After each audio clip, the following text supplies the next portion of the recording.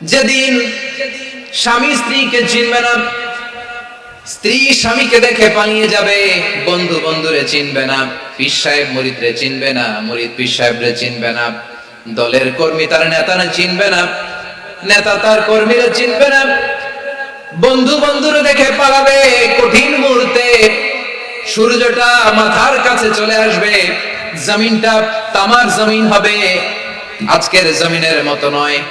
মানুষ ঘর্মাক্ত, ক্লান্ত, শ্রান্ত মাথার মগজগুলো কানের ছিদ্র আর নাকের ছিদ্র দিয়ে বেয়ে বেয়ে পড়বে। বিশ্বনবী ফরমান, ময়দানে 7 শ্রেণীর ব্যক্তিকে রব্বুল আলামিন তার আরশের নিচে ছায়া দিবেন। তার মধ্যে প্রথম শ্রেণীর ব্যক্তি হলো ইমামুন আদিল। ইমামুন আদিল, ন্যায়পরায়ণ শাসক, যে ইনসাফের সাথে বিচার করে, যে জাস্টিস সমাজে সার্ভ করে, যে সুশাসন নিশ্চিত করে, ওই ইমামুন আদিল। আদিল শব্দটা বুঝছেন না? ইন্নাল্লাহা ইয়া'মুরু বিল আদল।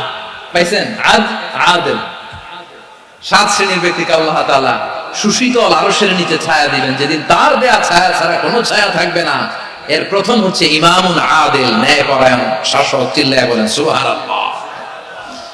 আবার বিশ্বনবী বললেন, ইন্নাল মুকসিতিনা ইনদাল্লাহি আলা মানাবির মিন নূর আন ইয়ামিনির রহমান। কিয়ামতের দিন যারা ন্যায়পরায়ণ হিসেবে আল্লাহর সামনে দাঁড়াবে, কিয়ামতের দিন রব্বুল আলামিন তার আরশের ডান দিকে ওই ন্যায়পরায়ণ লোকদের জন্য আরশের ডান দিকে একটা নূরের মিম্বারে তাদেরকে বসার সুযোগ করে দিবে। আল্লাহর আরশের ডান দিকে ন্যায়পরায়ণ লোকদের জন্য আল্লাহ তাআলা নূরের মিম্বার বানাবে। 4 ঠিকানে কথা মনে করেছেন? আল আদাল, জাস্টিস। ইন্নাল্লাহা ইয়া'মুরু বিল আদল। আল্লাহ তাআলা এই আদালতের নির্দেশনা দেন, সুবিচার, সুশাসন। প্রিয় ভাইয়েরা, এটা আমরা বাংলাদেশে চাই কি চাই না? এই যে অরাজকতা, এই যে অন্যায়, এই যে জুলুম, এই যে ইনকনসিস্টেন্সি সমাজের অসঙ্গতি, এর প্রধান কারণ জাস্টিস নাই, সুবিচার নাই, সুশাসন নাই। শেষবারের মতো আওয়াজ করে বলেন তো, আমরা বাংলাদেশে আদল চাই কি চাই না? তাহলে প্রথম নির্দেশনা শেষ, আল্লাহ তাআলা তোমাদেরকে আদলের আদেশ দেন। এরপর আল্লাহ বললেন, আমি তোমাদেরকে ইহসানের আদেশ দেই। ইন্নাল্লাহা ইয়া'মুরু বিল আদলি ওয়াল ইহসান। আমি তোমাদেরকে যেমনি আদলের নির্দেশনা দেই, তেমনি ভাবে তোমাদেরকে ইহসানের নির্দেশনা দেই। ইহসান, আওয়াজ করে সবাই বলেন তো ইহসান। সবাই বলেননি? সবাই বললে এতটুকু আওয়াজ হবে আমি বিশ্বাস করি না। আওয়াজ করে বলুন আল ইহসান। ইহসান মানে কারো প্রতি সফট হার্টেড হওয়া, মহানুভব হওয়া, অনুগ্রহ পরায়ণ হওয়া, অনুগ্রহশীল হওয়া, একে অপরের প্রতি দয়াদ্র হওয়া।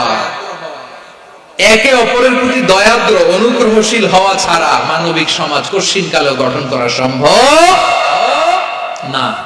প্রিয় ভাইয়েরা, সুন্দর আচরণ দিয়ে, ইহসান দিয়ে যা জয় করা যায়, নরম আচরণ দিয়ে যেটা অর্জন করা যায়, কঠোরতা দিয়ে সেটা পারা যায় না।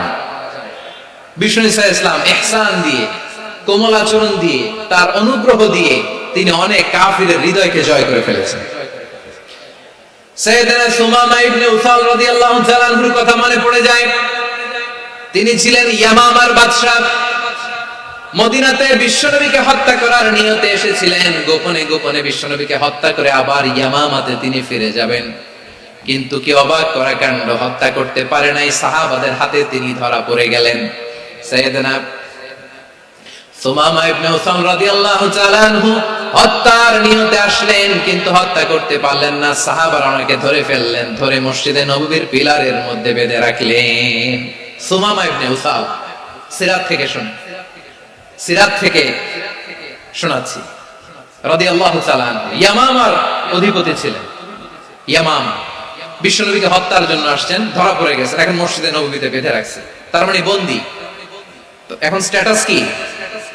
বন্দী, ক্যাপটিভ। তো বিষ্ণু ঈসা ইসলাম সাহাবাদেরকে বললেন, তার খোঁজ খবর নিও, সুমামা ইবনে উসালের খোঁজ খবর নিও। সাহাবারা বলেন, ইয়া রাসূলুল্লাহ, আপনাকে হত্যা করতে এসেছে, তার তো কঠিন ক্যাপিটাল পানিশমেন্ট হওয়া দরকার, কঠিন শাস্তি হওয়া দরকার। বিশ্বনবী বললেন, না, আমি যেটা জানি তোমরা সেটা জানো না, তোমরা সুমামার সাথে ভালো আচরণ করো। বিশ্বনবী সুমামার কাছে গেলেন।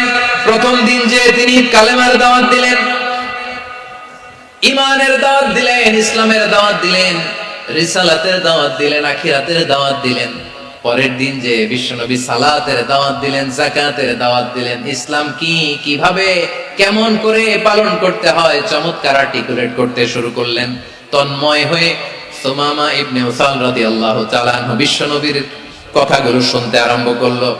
একদিন নয়, দুই দিন নয়, টানা 3 দিন বিশ্বনবী সুমামার কাছে ইসলামকে প্রেজেন্ট করেছেন, উপস্থাপন করেছেন। আওয়াজ করে বলেন, কয় দিন? 3 দিন। 3 দিন মসজিদে নববীতে বাধা। আর সাহাবীদেরকে বললেন, তার খোঁজ খবর নিও, তোমরা যে রুটি বানাও এর মধ্যে সবচেয়ে ভালো আটার রুটিটা তারে দিও, সবচেয়ে রিফাইন্ড খেজুর, যেটা পিওর খেজুর, এটা তারে দিও। আর বিশ্বনবী নিজের উট থেকে দুধ দহন করে ওনার বাড়ির এক কর্মচারীকে বলেছেন, দুধ দহন করে সুমামার জন্য নিয়ে যেও। সুবহানাল্লাহ পড়বেন না? সবাই তো অবাক, ইয়ামামা থেকে আসছে নবীকে হত্যা করতে, বিশ্বনবী দেখে তারে জামাই আদর করে, তাকে মজার মজার খাবার দিও, দুধ দিও, আদর আপ্যায়ন করো। একদিন নয়, 2 দিন নয়, টানা 3 দিন বিশ্বনবী এভাবে সুমামার কাছে যে ইসলামকে প্রেজেন্ট করতে আরম্ভ করলেন, ইসলামকে উপস্থাপন করতে শুরু করলেন। আর তাকে চমৎকার এন্টারটেইনমেন্ট, আপ্যায়ন দিতে আরম্ভ করলেন। টানা 3 দিন যখন ইসলামের দ্য বিউটিজ অফ ইসলাম, ইসলামের সুমহান বাণী, সৌন্দর্য তার কাছে উপস্থাপন শেষ, তাকে আপ্যায়ন শেষ, বিশ্বনবী বললেন সাহাবাদেরকে, যাও এবার সুমামার হাতের পায়ের রশি দুটো খুলে দাও। সাহাবারা বললেন, ইয়া রাসূলুল্লাহ, কি বলেন আপনি? ও তো হত্যাকারী, সুযোগ পায় নাই, আপনারে মারতে পারে নাই, ছেড়ে দিলে আবারও আপনার উপর তলোয়ার নিয়ে ঝাঁপিয়ে পড়বে। নবী, এই সিদ্ধান্ত আপনি নিতে যাবেন না।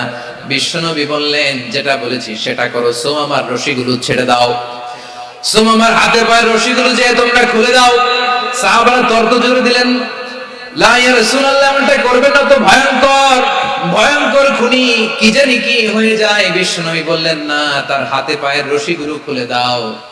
সাহাবারা বিশ্বনবীর কথা মতো তার হাতে পায়ের রশিগুলো খুলে দিল। সুমামা মুহূর্তের মধ্যে মসজিদে নববী থেকে বের হয়ে ইয়ামামায় ফিরে না যে মসজিদে নববীর পাশে একটা খেজুর বাগান ছিল, সেখানে চলে গেলেন।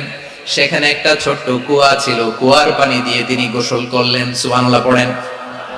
কুয়ার পানি দিয়ে গোসল করে মসজিদে নববীর সামনে এসে বিশ্বনবী এবং সাহাবাদের সামনে দাঁড়িয়ে সাব্বাবা উঁচু করে বললেন, আশহাদু আল্লা ইলাহা ইল্লাল্লাহ ওয়া আশহাদু আন্না মুহাম্মাদান আবদুহু ওয়া রাসূলুহু।